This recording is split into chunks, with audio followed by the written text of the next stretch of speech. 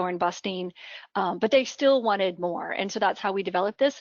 Then as we developed the curriculum, it through a couple of iterations, and you'll hear about that in a moment. So anyway, I think this is a good tool if you have a group like that and you want to offer them something new. All right, so why extension? A lot of people get anxious about the idea of advocacy and education and what's the difference and why would extension take the lead on that? And so this is a great quote from Scott Peters in 2014, Extension Reconsidered. It's extension also, and most importantly, 11 that stimulates and organizes the pursuit and practice of cultural and civic values, ideals and ends, including democracy. Not democracy as a form of government, but democracy as a way of life, as something ordinary people do in everyday places. And I want that to be the bottom take-home message for everybody. We can all participate and make a difference. And the more we can empower our volunteers and audiences to do that, I think the better off the world will be, particularly as it relates to invasive species. Okay, so a little bit of how we got here. So again, we heard this feedback from our extension natural resource audiences, master naturalists and the like, that they were frustrated. They had been doing a lot of great invasive species work at their local nature center for years and years, and they really felt were making a good impact. But the township road adjacent to the nature center was just full of wild parsnip, or the adjacent landowner or the state government, they weren't really doing their management, and you could see the seeds escape. You could just see that invasive species moving across the landscape. And so they were frustrated. They wanted to figure out how to do that better. And so we hatched this plan, we pitched it to RREA. It was actually hatched over a lunchtime when we were able to have office lunches with our coworkers. And it was the natural resources group, so myself and some others, and then our extension civic engagement and vitality folks. And so these are people that regularly engage around this issue of engaging people in democracy. So we hatched this plan, we pitched it to RREA, and then I will say some interesting things happened. So we put in the funding. It was always required to be a national project, so we're going to work with Virginia. When we put it in, I got a call from the funder, and the funder was like, "Are you seated?" And I said, "Yeah, why?" And he's like, "Well, we really liked your project, but we'd like to give you more money." And that's a call I had never seen before. And I had the wherewithal to ask what he wanted me to do with that, and he said add more states.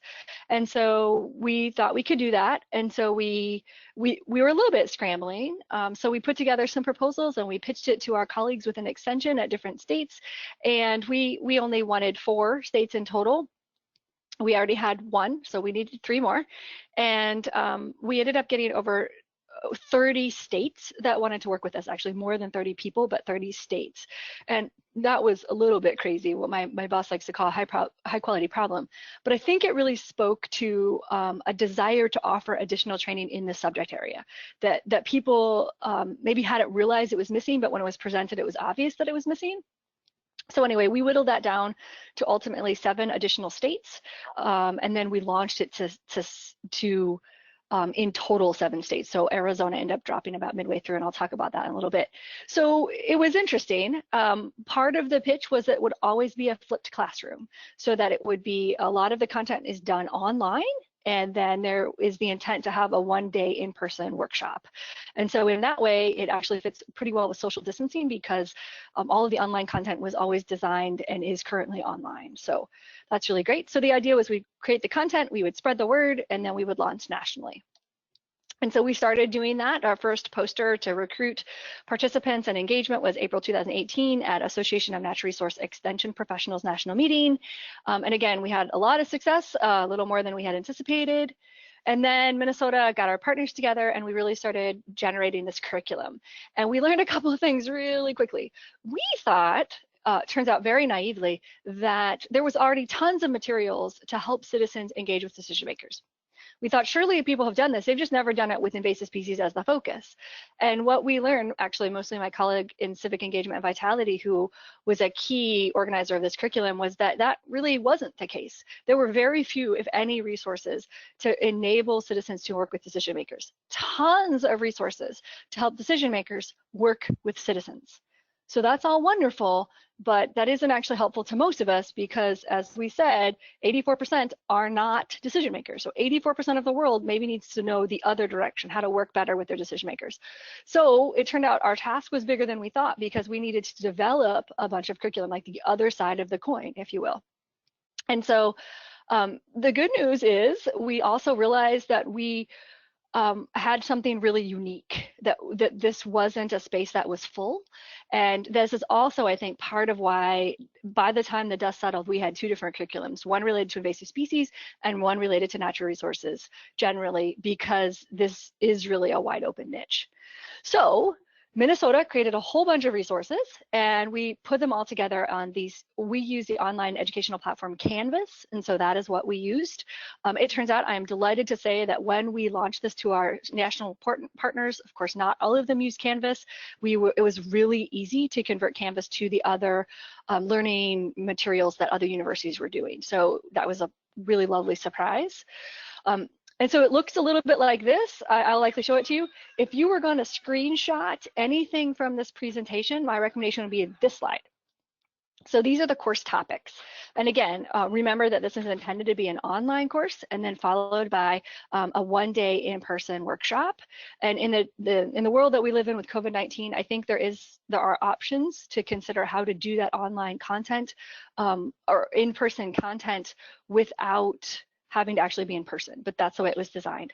So the online course has these criteria, and so each one of these bullet points is essentially its own standalone module, and that module is intended to take about 1 hour, and the intent is that you would do 2 modules per week for 4 weeks in advance of the in-person workshop. So the first module is engagement, the what, who, and why of that. What does that mean to do engagement, and what do you do, who do you do it for, and why do you do it? And the next module start with reliable information. I'm sure we can all understand why that is critically important. It turns out it was very clear. It was clearly important 3 years ago as well. So how do you do that? How do you learn how to really recognize those? And this really becomes important as we encourage people to become a source of reliable information for their decision makers. So you have to know where to get it so you can be that source for other people. The third bullet is who can help solve your issue? And it turns out this is incredibly local, right? So if my issue is wild parsnip in my roadway, it could be the township, it could be the county, it could be a state highway, it could be a private road, it could be anything. I got to figure out who can solve that problem. You can see if you're talking about like emerald ash borer quarantine, you're at a very different level of who can solve that problem, but figuring that out is mission critical. Then the next module is influence, power, and persuasion. What is the difference and how you can use these things to your advantage? This next one is listening and questioning, and it's kind of funny. People think they do this really, really well, but when you actually ask them to practice and you do some exercises, it becomes kind of clear that we as a group, a culture, I think, actually don't do these things very well. And there's some really easy tools and techniques that can help you improve your listening and your questioning. So this is a great module. This is actually fairly hard to do all as a module. So this is one of those things that we practice in person, and it would take some nuancing to do that in a digital environment, but I think it could be done. Framing an issue. I actually think this is where the rubber meets the road. This may be the most important module of the entire class. It is also one of the hardest. And so it's kind of funny, in our first iteration, our pilot program, this was a really long module. It took like 2.5 hours, got a lot of negative feedback about that, but it also was very clear that this is the thing that people struggled to do. And so it's one of those things that it takes a deeper dive. I think the online curriculum is actually really good at this, and then we practice that in the in-person. And then how will you engage? And I forgot to say this at the beginning, and that is just my bad, but one of the things that the participants of the module or the course start out with right in the beginning is identifying their engagement plan. And so most people come to us with an issue or a topic of concern. Again, they've been working at this park and they've been removing garlic or buckthorn for years, and they're frustrated about this adjacent land, or that they don't have the resources to do understory plantings of natives or something. And so they already come with an issue in mind. And so then we have them download a Word document, they fill that in, and then as they go through these modules, they start incorporating each of these lessons into their engagement plan. So at the end, they have an entire plan about how to engage around their very specific issue. And so they leave the course with this plan, and then we hope the intent and ability to go forth and do that work. How will you engage is the last part of that plan. And then, so you know, we have in our pilot courses done a 6-month follow-up, a postcard. Well, it's actually between 6 weeks and 3 months, and then an evaluative follow-up between 6 months and a year, but as a gentle reminder to see how they're progressing. And then finally, and a lot of this was intended to be done in the in-person, although I'll talk about that a little bit later, but this learning from others. So the more you can create peer networks of people that are interested in to engage around these issues, the more likely they are to be successful. So we really did want to have a little networking. I'll be really honest, in the online space, we didn't create a lot of, you know, discussion boards or things like that, because we heard from our extension colleagues that they didn't have a lot of time to put towards that, and they didn't want to have to facilitate that. So we intentionally didn't require that in the course, but we know that you get better engagement from your participants if you have those components. So if you have the capacity as professionals to monitor that, then they're good additions. We were really intending to do that in the in-person time. All right, so the first in-person session, the pilot, we did a lot of interactive activities to allow practice and to generate energy. We actually have a mock public meeting, so think of a county council meeting or a county commissioners meeting or city council meeting. Then we have some one-on-one conversation practice, so kind of think of your elevator pitch.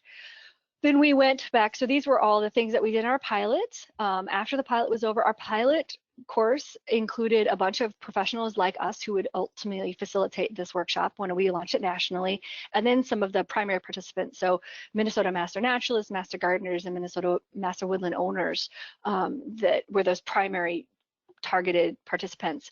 And so we got a bunch of feedback from those guys. We in Minnesota went back, revised the curriculum, made it better. We shortened up some of the online pieces, particularly that framing one. And then we were able to launch that nationally. So this is what it looks like. Here is the small group activity that we did, and it is designed to do in the in-person time. Again, they've already done the entire online modules. So they've already done 8 online modules. This is practicing the elevator pitch, and some of the listening and questioning exercises are done in these small groups or one-on-one circumstances. This is, I love this, this whole, you know, mock city council or county commissioners meeting. And it turns out even in this safe space that we created of all cohort members in EmpowerU, right? It's all fake. We only had 2 or 3 participants that were willing to stand up and actually do this, which I think really speaks to how intimidating it is for sort of everyday people to go up before these decision makers and be willing to put themselves in front of that. And so one of the things that I think EmpowerU really does is it gives the people the confidence through this education and their engagement plan to then take that next step and go before their decision makers, either in a formal setting or even an informal setting today with a phone call or an email, or maybe sometime in the future with a handshake and a cup of coffee. So I think that creating that confidence is super important. All right, so then we got a lot of feedback from our colleagues, what we could do better. So communicate more with participants during the online course. We know that the more you can engage your participants, the greater participation you have, and the more likely your participants will be to continue through that online course and then consequently take the in-person class. I will also tell you that it was very loud and clear that that takes capacity, professional capacity. So you got to kind of weigh that for what your situation is like. Most of my colleagues felt pretty comfortable teaching the in-person. We do a lot of facilitation, we do a lot of teaching. That was relatively easy. Lots of people were really excited to offer an opportunity, something different around invasive species. Again, we're good at identification and we're good at management, how to get rid of it, how to kill it, how to deal with it. But this is a different thing. And then they really liked the potential to apply the content and format to other topics. So again, as the dust settled, it became really clear that there was no reason to limit this program to just invasive species. And I'll just tell you, frankly, as the content organizer and the instructor, I immediately took what I learned and applied it to my school board referendum. So like entirely different, not related to natural resources at all. But the principles, they all hold, regardless of what subject area you're engaging around, the principles of engagement hold. All right, so then Minnesota went back, we did a whole bunch of edits, we made it better, we launched. 2019, so a year ago, actually, we were in the midst of launching this nationally with our partners. I said one state dropped, and that was Arizona. Arizona was intentionally working with tribal members, and it turns out that this was not a good fit. That internet accessibility, computer savvy and access, these were all really limiting factors for the tribe in Arizona, and they really couldn't overcome it. I will have to say, COVID-19 might have solved that. I mean, I don't know what's happening in Arizona, but the whole world has pivoted to computers and online learning and online communication. And so in some ways, this course may actually be more accessible to more people today than it was a year ago. And so maybe the upside of this pandemic. Anyway, we launched it to mostly master naturalists and master gardeners, although we did include some AIS detectors, aquatic invasive species, and master woodland owners. And just any citizen could take it. But we got a lot of master naturalists and master gardeners. So that was launched in Minnesota, Virginia, Wisconsin, Michigan, Oregon, Georgia, and Florida. And as you can maybe guess, or you can see in the pictures, the species are all over the board, right? These are not similar geographic or ecological areas. And again, it doesn't really matter. So drop in whatever species you want to use as your examples. People will do what they want to do. The content is very easy to adapt in that way. And so what did we learn? We had a lot of pretty rigorous evaluation. Actually, my supervisor was the evaluator. He's quite good at it and also gives you all the information your supervisor wants to learn. So that's super great. But participants were generally extremely satisfied with both the online and the in-person elements of EmpowerU. The length of the new and modified shorter online length for the course was just about right. The information in the online course and the practice of networking in person were also very valuable. And so our working principles were sound. So what we intended to do worked out. And here's some participant feedback. I'll sort of sprinkle this in with some of the evaluation information. So one participant said, just want to let you know how much I enjoyed the course.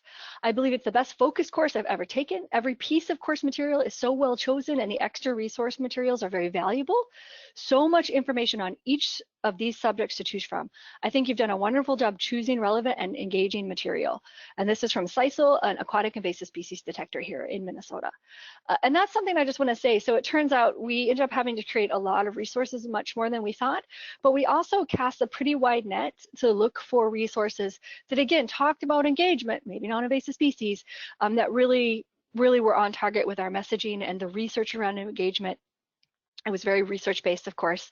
And so we had a lot of bonus reading, and frankly, some of them were from political advocacy groups, right? Which we're not passing judgment on necessarily what they're advocating for, but their messaging or their framing or their sourcing, those things were really good examples. And so anyway, so that was interesting. And it turned out we were a little anxious that maybe some audience members would not appreciate some of those, but we got really good feedback and didn't have any trouble. We were a little worried about trouble. We didn't have any. So, okay, ugly side, you don't necessarily have to read it all. You're really looking at the bars on the right. So the maroon is after the course, and then the gold is before. And these are short-term course outcomes after the online session, after all 8 online modules. And what you see are significant learning gains across the board. That's really what we care about here. And so we feel really good about this. So lots of different things: develop a plan to engage decision makers, select a good strategy on how to do that, identify different strategies to engage these decision makers, lots of stuff. A couple that they didn't grow so much around. So maybe we're predictable, accessible to critical information or credible information. It turns out a lot of people thought they already knew how to do that. And that well could be because, again, most of our audience were already engaged natural resource extension audiences, which had kind of had that pounded into them elsewhere. And so this is another one. Explain some strategies you can use to be a powerful listener when engaging decision makers. Again, our society thinks we know this, so they don't feel like they have to practice, even though there was some learning. So, you know, that's fine. People come in knowing all kinds of things, but we generally feel like it worked well. People learned and came out ahead of where they started. Then this is the confidence with the intended actions after the in-person session. So there was a one-day session. It included lunch, and that's where we did a lot of those in-person activities, the mock city council meeting, all of those things. And you can see, again, the maroon bar, this is a 5-point scale. So they have developed a plan to engage decision makers. So that's the first bar. They know how to find that reputable information, identify appropriate decision makers, select effective strategies to engage those decision makers, and communicate persuasively with decision makers. So again, we feel like we've given them the tools that they need. After the in-person workshop, these are some additional metrics that we looked at. They have a deeper understanding of how to engage those decision makers. They have a situation in which they will use it. Look at that, 4.6 out of 5. So most people came into this class with an issue and they developed that entire engagement planned around the issue. And so then they left with that ready to rock and roll. I will follow the important steps to prepare for the specific engagement. So again, we feel like they're ready to go.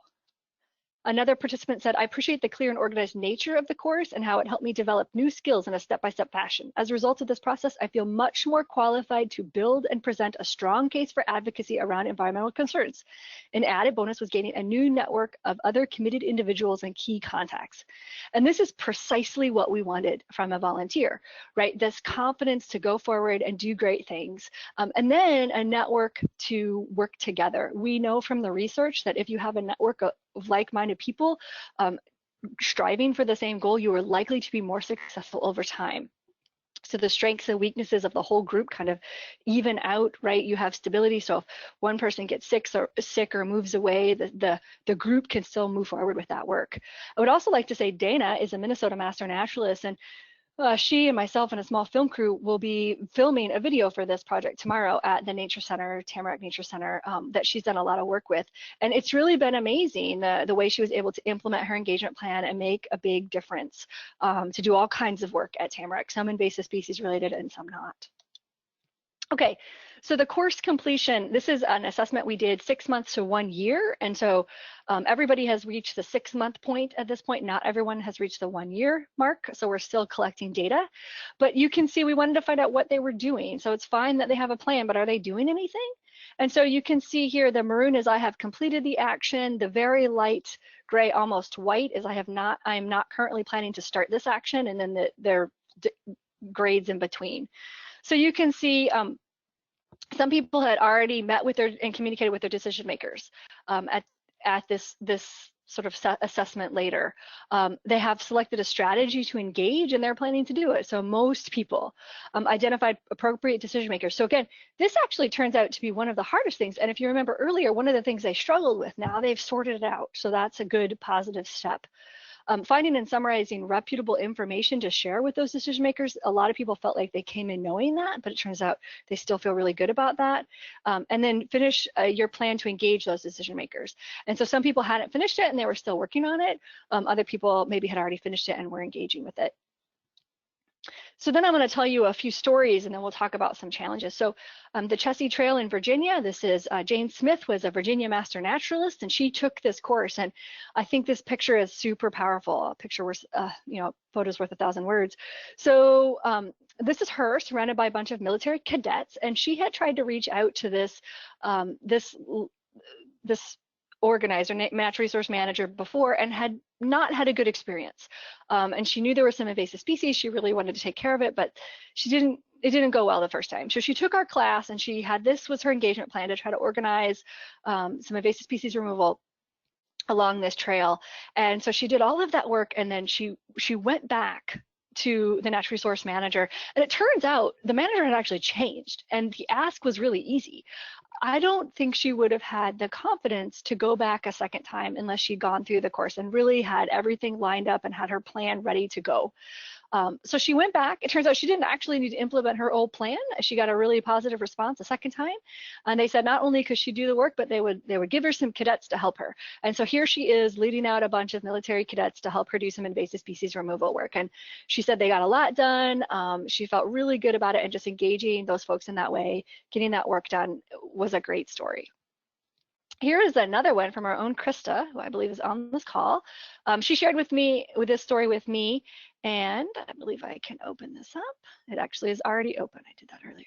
So this is on the NIASMA website. It's a blog post I think they did a while ago. So she did the EmpowerU course in Wisconsin, and she really tells a story about how she used it to engage Door County and its noxious weed ordinance. And so I'm not going to read this all for you. You guys can Google it, or maybe somebody will drop it into the chat. But she does a great job of outlining it. And if you look closely, I was so delighted. She actually you can even see some of the organization is very similar to the EmpowerU course. So she kind of took that, did this as an engagement plan, and then implemented it. And so she talks through all of these different things: propose a noxious weed ordinance, be prepared, lots of different ways to look at that, ways to present the information. And then this is my favorite part. So I know, because she said this in a meeting not long ago, that before EmpowerU, she was kind of struggling. She only had a couple of counties that were had changed their ordinances. And by the end of it, she had 11 of 17 villages, towns chose to define, adopt, and implement a noxious weed ordinance. So that's really significant, right? That's policy change at the local level that was adopted as a result. And so this is, I think, precisely what we want to see. So you guys can look that up. She has it. It's a wonderful case study. So thank you, Krista. I do believe you're on here. And if she wants to jump in at any point during the Q&A and share her story, that would be really delightful. All right. And so then it turns out we could not make the audio work to watch this video, but I will say, if you want to Google it, about 2 minutes and 40 seconds of it are really great. We use it as promotional. If you haven't seen Kid President, How to Change the World, A Work in Progress is the original version. It's really quite great. And it just talks about a lot of the misconceptions. I think people can't make a difference. And then he closes with that people can make a difference. And that's the point. And this curriculum, EmpowerU, really gives them the very specific tools to do that, and helps them gain that confidence, which I do think is mission critical. So if you're interested, again, this is Kid President, How to Change the World. It's on Soul Pancake, and you can easily Google it. It's on YouTube. All right. So what's next? So we did have some challenges. We designed and pitched this course because of our audience feedback. People were frustrated and were telling us about it.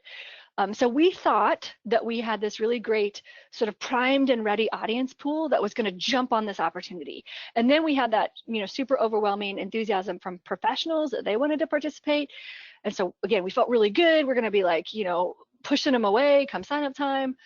Then we opened up our curriculum. We tried to recruit participants, and it was really a night and day difference. And we don't know why. Some states, they closed registration in 24 hours and had a wait list, and other states were like begging people to show up. And we're not really certain what that's about. I'll be frank, I think it has a fair bit to do with confidence. And I think some people misunderstood what the course was about. And we actually tweaked and worked on these messages several times because we kind of kept hearing the same feedback. And by the end, we were like, I think the words are right, but like for some reason people see invasive species and they just assume it's all about specific species, and this isn't. Anyway, so maybe there's some more work that can be done around messaging and marketing. But it turns out that matters, right? So there's also a real attrition with online learning. So let's say, for example, you want 20 people to show up at your in-person workshop. That feels like a good number for you. And so if you have 20 people sign up online, you may only get 10 people finish online because attrition tends to be quite large online. And that is a kind of a universal problem. We haven't really figured out how to crack that. It may not actually be 50%, but there's a lot of attrition. And so then in the end, you have 10 people. Let's say 10 people really intend to go to your in-person. A couple of people get sick or they can't make it, or there's a wedding. So now you're down to 8. Is 8 sufficient for you to offer for staff time and resource and whatever? Is it a good learning opportunity? And some of us really grappled with that. At what point is it just silly, right? We charged for it. You didn't have to, it's up to you. We charged $50, which is kind of a scream of a deal. For other kind of comparable classes, we sometimes charge quite a bit more. So that's entirely up to you if you want to do this, if you want to charge or not, and what you charge. But anyway, it was curious, and we weren't able to really sort out why it was such a high demand in some areas and not in others. Anyway, so we can chat about that. how to support progress towards the meeting. So through that online course. And again, we know from good online education that the more engagement you have, the more discussion, the more group activities, the more people will progress and finish. We also know that that takes a lot of staff time, and that's the play. So we design the curriculum so you don't have to do a lot of that, but the more you do, the likely the better progress you will have. I will say that it is also up to the participant. So the first time through, we had engagement plans that were like 2 pages and 28 pages.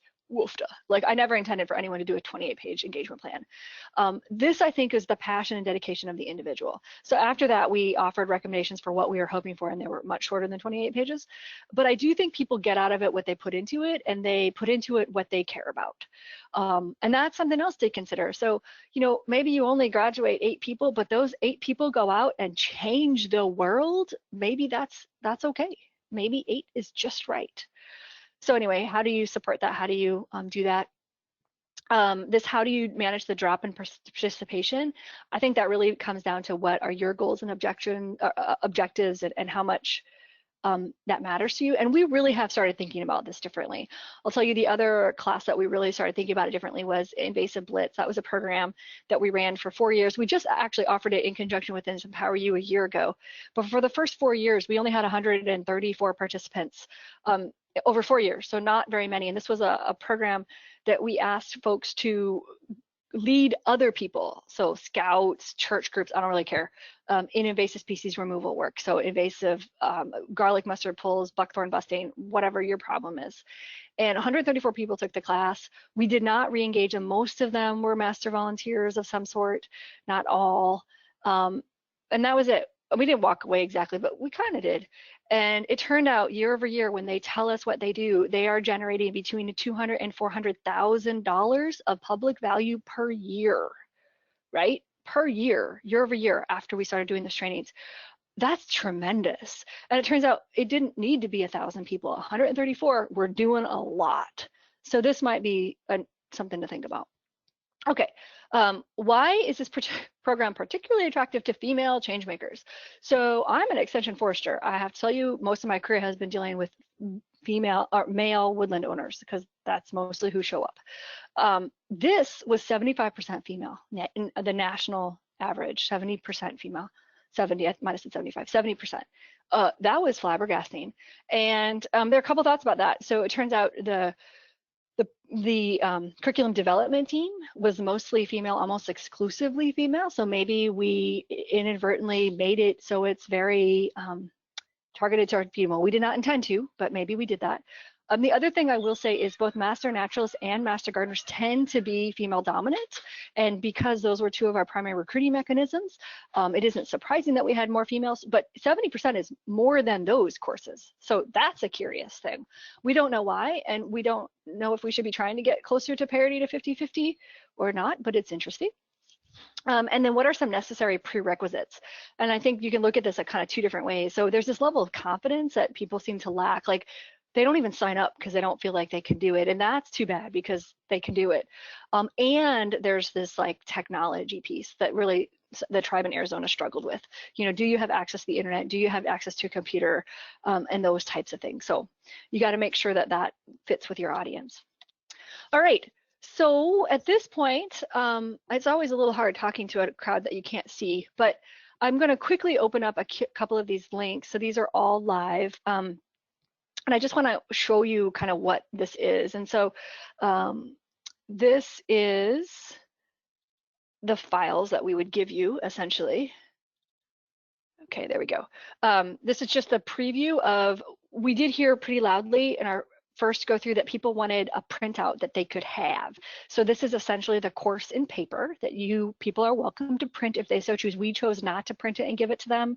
But this is the content, all in a handy PDF file that is 42 pages long. And so this is like the handout, the little booklet that once the course is over and they don't want to get back online and remember how to frame, they can just skip down to the 6th module and have a look-see at that, right? And so it's designed very much like our Canvas course, but it's a really great kind of summary resource. So we have that. Then if you were to want this, what we would essentially do is give you access to these Google folders, and it would have all of the material that you would need. So marketing, course, in person and online, some of the state partners, agendas, things that we did and how that worked, videos, and some of the EmpowerU work. So all these files are available. Same with the natural resources. I won't open that.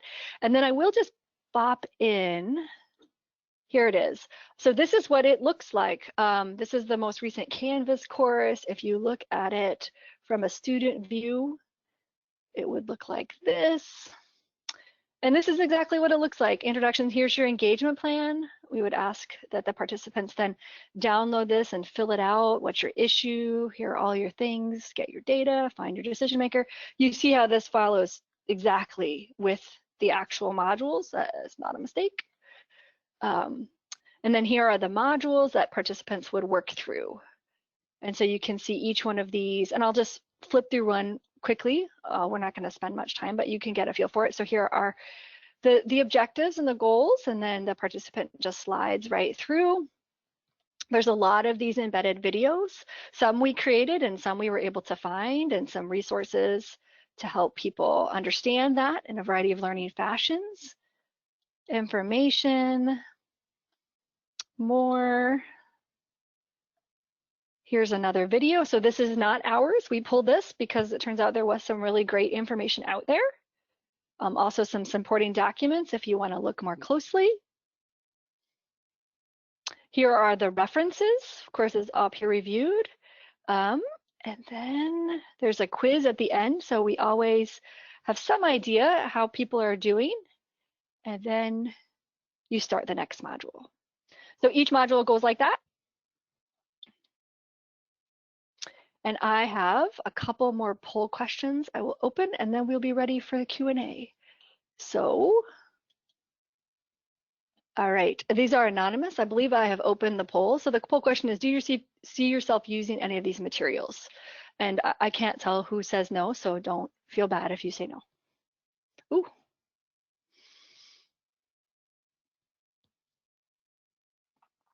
And I love the honesty of not sure. That's just delightful.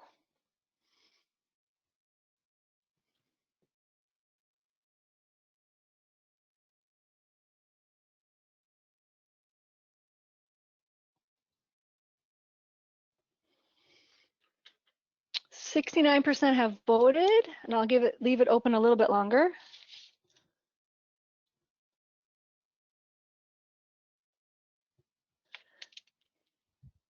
All right, 69. I'm gonna close it in about 8 more seconds.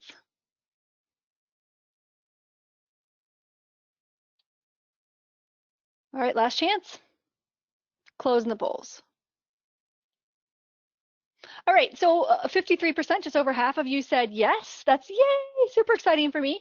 And 43% of you said not sure, totally get that. And 4% said no, that's okay. Hopefully, you know, this wasn't a total waste of your hour. But that's delightful.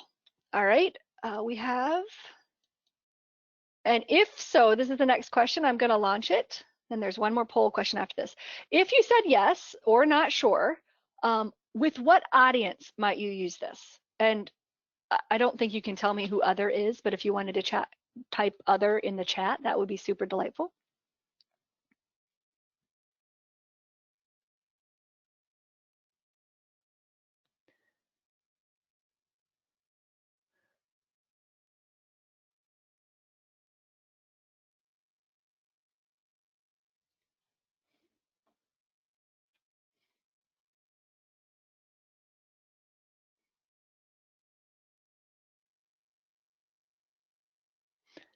All right, we're at 65% voted, 69% voted on the last question. So I'll give you guys about 10 more seconds, and then I'll close the polls.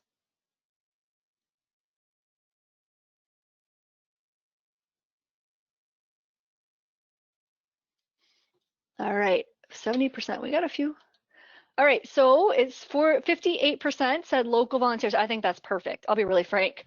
18% said master naturalist, master gardeners, others similar, and then 18% said natural resource professionals. So that's super interesting. It has recently come to my attention that professionals might be interested in the course. I've said that like could not occur to us before. So I'm considering that. So that is interesting. I do think local volunteers, and there's a different couple of ways you could think about recruiting.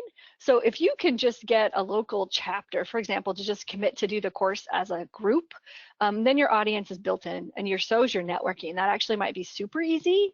And so that's something that we're considering. The other way that, I mean, there's a bunch of different ways you can do it, but I think that's an interesting way to consider it. All right, so then I'm curious to know what the 6% other is, so maybe somebody will drop that in. Okay, and so then I think you've kind of already answered this, but I'm gonna ask quite specifically. So this is the last poll. Would you be interested in taking EmpowerU if it were offered for professionals? And again, this is, again, no offense if you say no, but it's a relatively new thought for us, so we're thinking.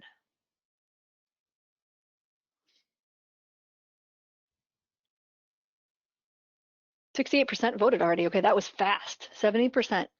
So we may not have to wait for a whole minute.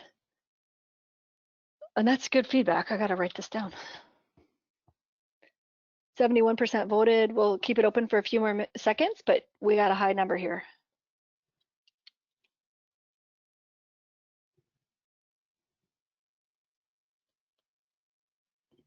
All right, I'm gonna go ahead and close the polls at 72%. So 74% of you guys said yes, 4% said no, and 22% said not sure, so fair enough. Okay, that's super helpful for us because we've been considering that. All right, so with that, oops, just what's next? I just want to say we are not necessarily done. The project is over. The grant will be fulfilled shortly as soon as we finish the video project we're filming tomorrow. But we at University of Minnesota are likely to continue to think hard about these issues. And so one of the things we've been really thinking about, and I forgot to say this was like bad form here, included in the curriculum, sort of bubbling at a really natural level, was this idea of normative messaging. How can we make this type of engagement normal? And positive messaging. So how can we engage positively in our world and our democracy? And so one of the things that we are thinking about is like these controversial issues and how does that engagement look like and can it be positive? And I find it sort of amazing how many people thinking click and like and Facebook and online polls are really meaningful engagement, and I've yet to find a decision maker that necessarily agrees. So can we think about how to do that well, or how to more accurately understand what that engagement does or doesn't do, are some interesting things that we've been trying to think about. Another one, oh my gosh, the Invasive Species Community of Practice, for which I am a leader at the University of Minnesota Extension, has done a lot of work about naming common names really specifically for invasive species and what's in a name and how that impacts your messaging and your framing and your engagements. And then, you know, the president calls it Chinese virus, or, you know, last week it was all about murder wasps. I mean, these are really powerful terms that get really big press coverage. And what does that do to the entire conversation? And it turns out can make it really challenging and can be really hard. So we're working on those issues. And with that, I do believe I have time for questions, and there is my contact information if you want to get a hold of me. So I have to say, Belle, yes. Krista, yeah, are you guys going to tell me the questions? Yeah, absolutely. Yep, and I'm going to join you on webcam here. See if I can do it. There we are. All right. So, hi. Great presentation. So much information. Couple of the questions I think you already answered, like how is the curriculum available? You showed those links, but we didn't see the actual URL. So, how would you feel comfortable sharing that? Yep. Yeah, so we can't just send you an URL, exactly. But what we can do is you get a hold of me, so you send me an email, and then I add you to those Google documents, if you will. Folders is what they are. And so we add you, and then you get access to everything. And so we can add you, we can add a couple of your colleagues. It doesn't really matter, but once you get access to it, then you get access to everything. And it's most helpful to me if you tell me if you're interested in the invasive species curriculum or in the natural resources, or both. Most people tend to be interested in one, and then we'll get you access to all of that. Great. And just a point of clarification, just to be clear, someone asked, is the curriculum available to Canadians? Is there Yeah, any it sure is. restriction? So actually next week, I think it is, I will be presenting to Canada and we're happy to share. Again, it is not specific. Our examples are mostly out of Minnesota, but they were easily changed by people in Florida and Oregon. And again, the engagement content does not matter. I would say in Canada, we do link to some federal resources. Those, of course, would be different in Canada, but once that you have the curriculum, you can make those changes and it's pretty easily done. Great. Let's see, there were just some couple of poll questions. Are there any other, I'm going to give folks another minute or two to think about any question you'd like to ask Angie here before we sign off. We've got about 6 minutes left. Some questions just popped up. Great. How do we set up the class on Canvas, or is that explained in the Google Docs? Yeah, so truthfully, we can just copy it for you. If you've ever done that, it's actually really easy, and then you have the whole thing. And so it can look just like this, except for it will presumably have your organization's branding. And I actually don't do that. My colleague Emily does that, but my understanding is it's like super duper easy, sort of like making a copy. Great. And a quick question then, just to clarify, a question about, is there a cost to the curriculum? I believe the answer is no. No, we're giving it away. We thought about costs left and right and all kinds of different ways, and in the end we decided that for a variety of internal and external reasons, it was probably more trouble than it was worth to charge. So we're giving it away because we want people to use it, and that is important to us. It is possible that you will hear from me in the future to see if you have ever used it. That is not a requirement. So, and then we charge for things like this in Minnesota, and I would encourage you to consider charging, but that is entirely up to you and how you choose to manage that. Perfect. I have a question while I'll give people another minute to think of some questions to ask. It occurs to me, you talked about potentially some of the barrier here to getting people to be more involved is that it's a different environment to have to go talk to an elected official. Have you explored, what happens when, say, invasive species managers or natural resource professionals bring or try to get people, decision makers, out to the field? Kind of reversing that role, and does that? Yeah, it's a good question, actually. So this was the primary outcome of that grant, was this curriculum, but there was another small portion of that same grant that was to engage decision makers directly in Minnesota around some key invasive species issues. And I will tell you, it was a nightmare. Not to engage them as citizens, that is actually comparatively easy, but to get their attention and convince them to spend their time as a dedicated group with us turned out to be this huge problem. And we thought we had some key contacts already sorted out, and they kind of fell away for us. And so ultimately we were not nearly as successful as we had hoped. And so as we developed this final product, this video that we're doing, one of the thoughts was, do we just ask for an extension? And under COVID, we could probably get it another extension, to be truthful, to see if we could get the attention of decision makers in like a field trip type space, a bus tour, something like that. And ultimately we decided this is probably not the time to do that because everybody's brain is in COVID. And so we thought it's maybe better to just put this to bed. So we tried, and it turned out to be really hard. I actually think individuals, and we've tried to get decision makers to tell us this, and as you can imagine, they're a little bit squirrely, but we believe it's somewhere between 7 and 10 contacts about the same issue will likely get a decision maker to pay attention and potentially act. That is not very many people, right? Like, that's like my family and my extended family and a couple of friends, and that's enough often to get them to pay attention. And so I think that's an important thing to remember. While a bus tour is probably the most ideal, it turns out it's super hard. At least it was for us. Right. Well, that's a really good point. So just a few people can have a huge impact on decision makers' understanding and opinion. Great. All right. Well, let's see. I've got one more, maybe two more questions here. Was there any demographic type data to see why some places had more participants? Yeah. Oh, shoot. We tried to slice and dice that in any number of different ways, and there were a lot of comments. We know who they are because many times they paid and pre-registered, so we can call them again. And we sort of bopped around about the value of doing that and ultimately decided it probably wasn't worth our time. In part because the answers we were getting were squirrely and they weren't categorized in such a way to be terribly helpful, right? So it wasn't like a single issue was emerging. And then we just decided that some of it is attrition. We know that about online courses, and that's just a nut that has been hard to crack.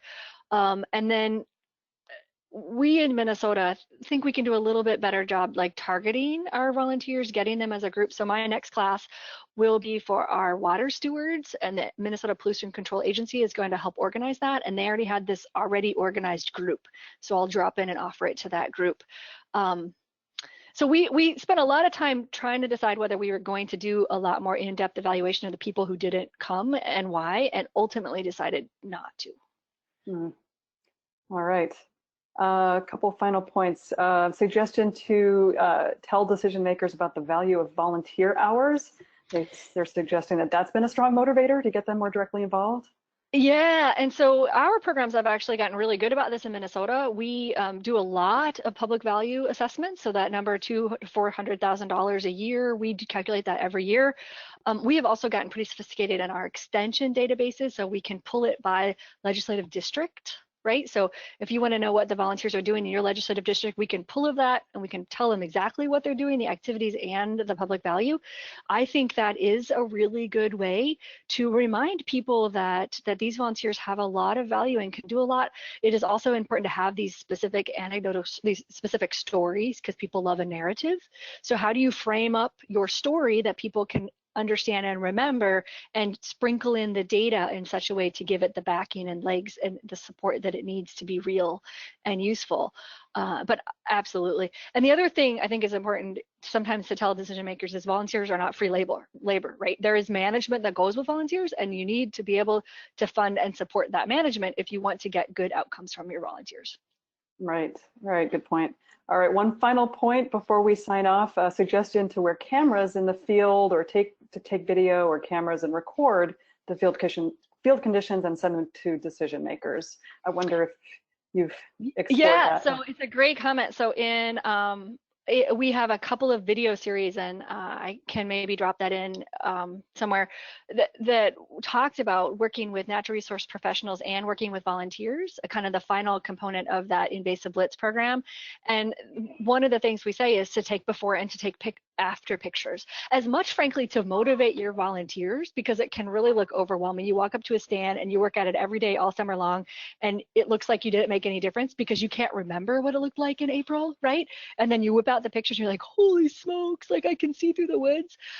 So we actually, that's one of our standard recommendations. And then I think it does have a lot of storytelling value to have those images, the before and after. So I've been doing a lot of invasive species garlic mustard removal this spring, because I'm confined to my house, and posting the before and after pictures, even of just me pulling for an hour on Facebook, to normalize that activity and to show people the before and after. And it's funny, like the mayor and my city council member are forever liking my Facebook post. It's pretty great, but it's part of that whole normalizing that, and to then make that clear message. Excellent suggestion. Great. Well, thank you so much, Angie. With that, we've reached our hour, so we're going to sign off. And thank you again for this fantastic presentation and sharing this information about EmpowerU. And as I mentioned at the beginning, this webinar was recorded and will be posted on NASMA's YouTube channel. So you can find that link and share it with anyone any colleague you think may be interested in it. And again, thank you to all of the organizers of National Invasive Species Awareness Week, which this webinar series is a part of.